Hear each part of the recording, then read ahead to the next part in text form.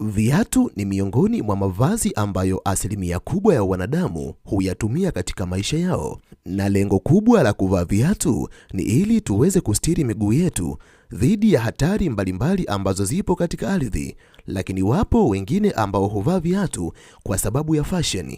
Lakini moja kati ya mambo ambayo unatakiwa kuyakumbuka ni kuwa miguu ndicho kiungo ambacho huvaa viatu, lakini miguu ndicho kiungo ambacho hukutoa katika hatua moja na kukufikisha katika hatua nyingine, kwa sababu mafanikio ya kweli yanahitaji hatua.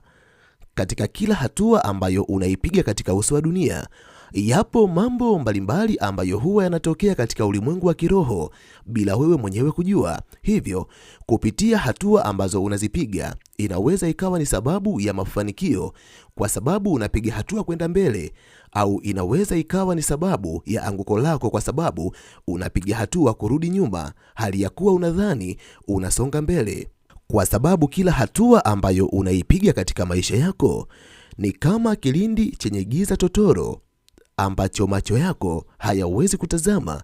Wapo wanadamu ambao walijitoa na kufanya tafiti mbalimbali, wakaweza kubaini kuna siri kubwa katika kila hatua ya mwanadamu, na watu hao wakaamua kuanza kuweka chumvi ya mawe katika viatu vyao, kwa sababu viatu ndiyo mavazi ambayo huvaliwa katika miguu, na siri hizo ndizo nitakwenda kukuambia. Kwani niliposoma tafiti zao nilishtuka sana, lakini nikaona si vema nikibaki na siri hizo peke yangu, kwani nitakaposhare na wewe utakaposhare na mtu mwingine, naamini tutakwenda kuwasaidia ndugu, rafiki na jamaa zetu.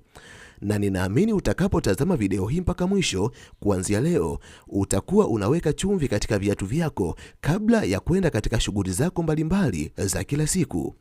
Kama unatamani kujifunza kuhusiana na siri mbalimbali zinazohusisha kuweka chumvi katika viatu vyetu, basi video hii nimeitengeneza mahususi kwa ajili yako. Na kama unatamani kuendelea kujifunza mambo mbalimbali kupitia video zetu, jiunge nasi kwa kusubscribe katika chaneli hii ya Fafanuo Media. Hapo utakuwa wa kwanza kupata video zetu pindi tunapoziweka kwenye chaneli hii. Hautajutia MB zako, kwani mara zote tunajitahidi kuwa bora zaidi ya jana. Asante, enjoy. Kwanza kabisa, ngoja nikwambie ni kwa namna gani unavyotakiwa kuweka chumvi katika viatu vyako. Pindi unapoamka asubuhi, chukua viatu vyako ambavyo utavitumia katika siku hiyo. Chukua chumvi kidogo, na mara nyingi inapendekezwa iwe chumvi ya mawe. Kwa sababu ya mabongebonge yake kuwa makubwa, unaweza ukaisaga kisha ukanyunyuza kidogo tu katika viatu vyako kwa ndani, alafu ukavaa viatu vyako na kwenda katika shughuli zako za kila siku. Je, ni kitu gani ambacho kitakwenda kutokea pale utakapofanya zoezi hili? Namba moja, kila hatua ambayo utaipiga katika ardhi ya Mwenyezi Mungu itakuwa ni sababu ya kufukuza nguvu za giza ambazo zipo karibu na wewe. Moja kati ya mambo ambayo natamani kila mwanadamu aweze kuyajua na kuyaweka akilini, katika ulimwengu ambao tunaishi mimi na wewe, zipo nguvu za aina mbili ambazo zinatawala dunia. Nguvu ya kwanza ni nguvu ya nuru, yani nguvu itokanayo na asili ya Mwenyezi Mungu. Lakini nguvu ya pili ni nguvu ya giza, nguvu itokanayo na asili ya Ibilisi. Nguvu ya giza ni nguvu ambayo inapotawala katika maisha yako inaweza kuzuia mafanikio, kukuweka katika vifungo mbalimbali, kwani ni nguvu ambayo inatii maagizo kutoka kwa Ibilisi. Wachawi na washirikina wanaitumia sana nguvu ya giza. Kwa sababu hiyo, inawezekana kuna binadamu mbalimbali ambao watakuwekea mitego yenye nguvu ya giza, na baadhi ya mitego huwekwa katika ardhi.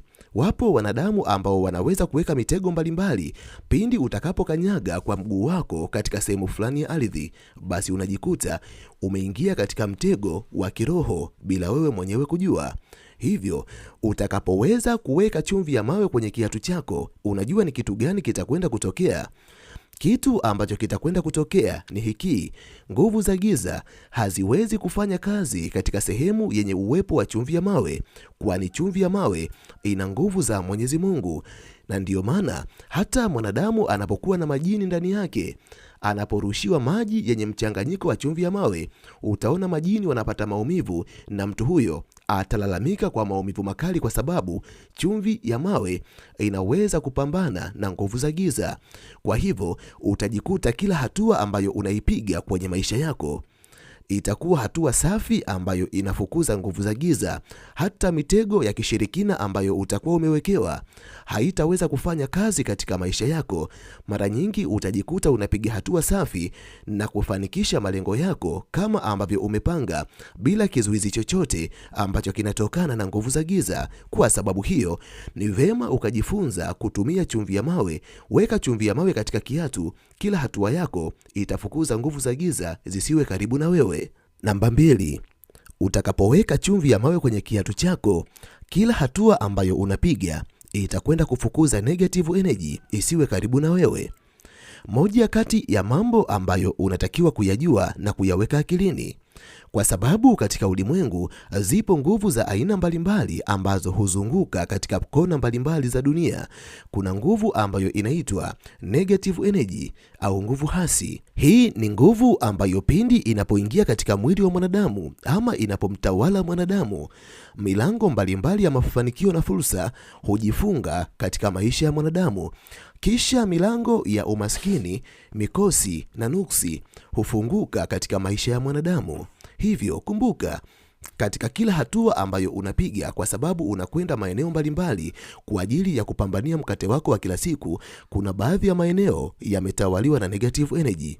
Kwa mfano, inaaminika maeneo ya makaburini au maeneo ya majumba ambayo yametelekezwa kwa muda mrefu au maeneo ambayo ibada mbalimbali za kishirikina huwa zinafanyika ni miongoni mwa maeneo ambayo yametawaliwa na negative energy. Sasa, katika pitapita zako, wewe hauwezi kujua ni sehemu gani ilifanyika ibada ya kishirikina au ni sehemu gani imetawaliwa na negative energy. Wewe utaendelea kutembea tu kwa sababu macho yako hayawezi kutazama katika ulimwengu wa kiroho, lakini utajikuta kuna baadhi ya maeneo ambayo ukipita, moyo wako unakuwa na wasiwasi, unahisi hofu na unahisi ni kama kuna kitu kimepungua ndani yako.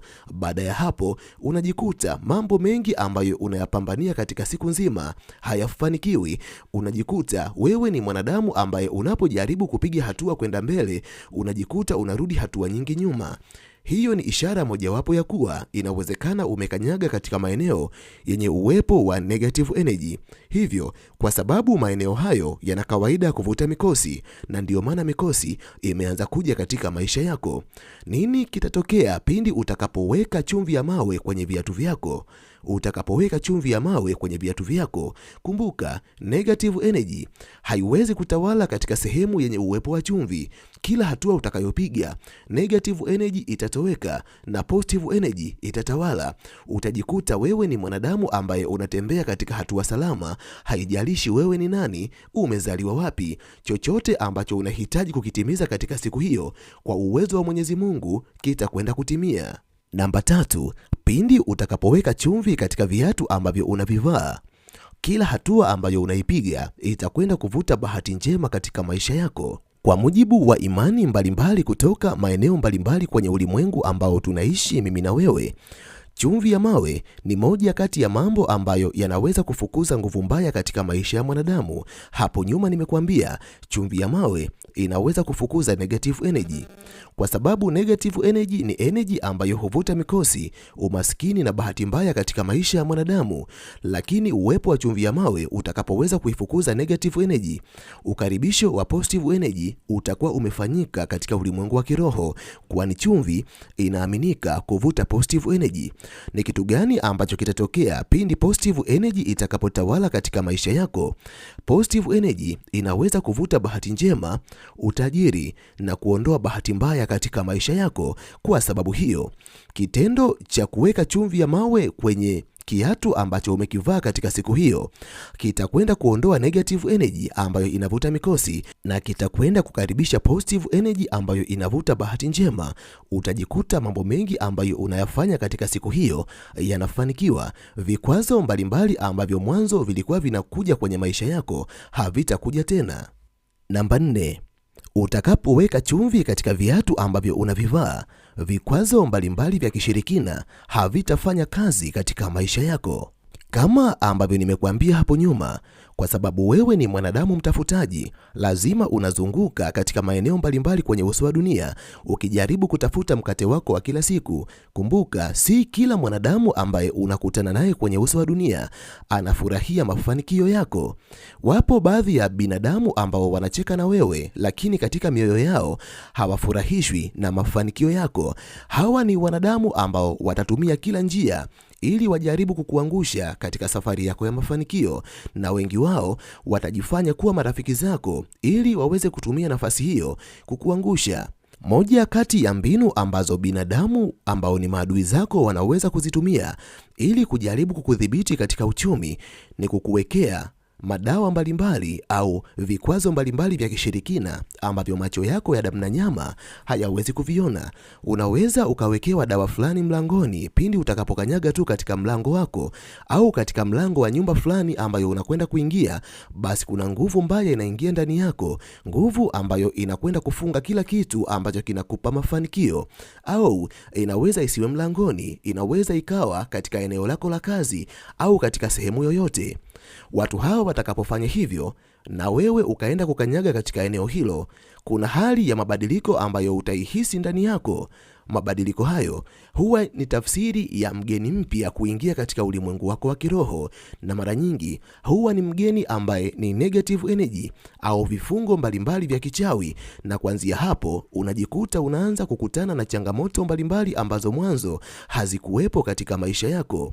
Ngoja nikwambie kitu kimoja, kama wewe ni moja kati ya wanadamu ambao wanahitaji kuliepuka hili, hakikisha unaitumia chumvi ya mawe. Utakapoweza kuiweka chumvi katika kiatu chako, haijarishi wataweka mitego mikubwa kwa kiwango gani, nguvu za kishirikina hazina uwezo wa kufanya kazi katika eneo lenye uwepo wa chumvi ya mawe. Na ndiyo maana hata ukisoma katika kitabu cha Biblia Wafalme wa Pili, utakuja kukutana na nabii mmoja ambaye anaitwa Elisha. Elisha aliwahi kutumia chumvi ya mawe kuyatibu maji ambayo yalikuwa yanazaa mapooza. Aliweza kuyatakasa maji yale, na kuanzia siku hiyo maji yale hayakuzaa mapooza tena. Watu waliendelea kuyatumia kama kawaida. Hivyo hata wewe mwenyewe, haijalishi washirikina watakuwekea vikwazo vya aina gani kwenye safari yako ya maisha, utakapoweka chumvi ya mawe huku moyo wako ukiwa na imani kwa Mwenyezi Mungu, hakuna mpango mbaya ambao utafanya kazi katika maisha yako. Namba 5, kila hatua ambayo utaipiga katika siku hiyo itakuwa inatakasa mapito yako. Njia yako inapotakasika, basi mapito yako yatakuwa rahisi sana. Vikwazo mbalimbali ambavyo pengine ungekumbana navyo havitakuwepo tena, bali utakuwa moja kati ya wanadamu ambao wanafanikiwa kiurahisi kuliko wanadamu wengine. Utahisi hali ya kujiamini, kwani chumvi ni ulinzi dhidi ya nguvu mbaya za kiroho. Utakuwa salama muda wote. Mapito yako yote yatatawaliwa na nguvu za Mwenyezi Mungu. Utakutana na binadamu sahihi. Utakuwa mwanadamu ambaye chochote ambacho ulipanga kukitimiza, hakuna mpango wa shetani ambao unaweza kukizuia. Hivyo ni vema ukajifunza kutumia chumvi ya mawe pindi unapotoka nyumbani kwako ukielekea katika maeneo mbalimbali kwa ajili ya kutimiza malengo yako. Yapo mengi ya kuzungumza, lakini kwa sababu ya usalama wa MB zako sina budi kuishia hapa. Ninahitimisha nikiamini lipo jambo kubwa ambalo umejifunza kupitia video hii. Nikutakie wakati mwema na tukutane tena katika video ijayo. Asante, bye. Nimalize kwa kusema nawapenda sana sana zaidi ya sana.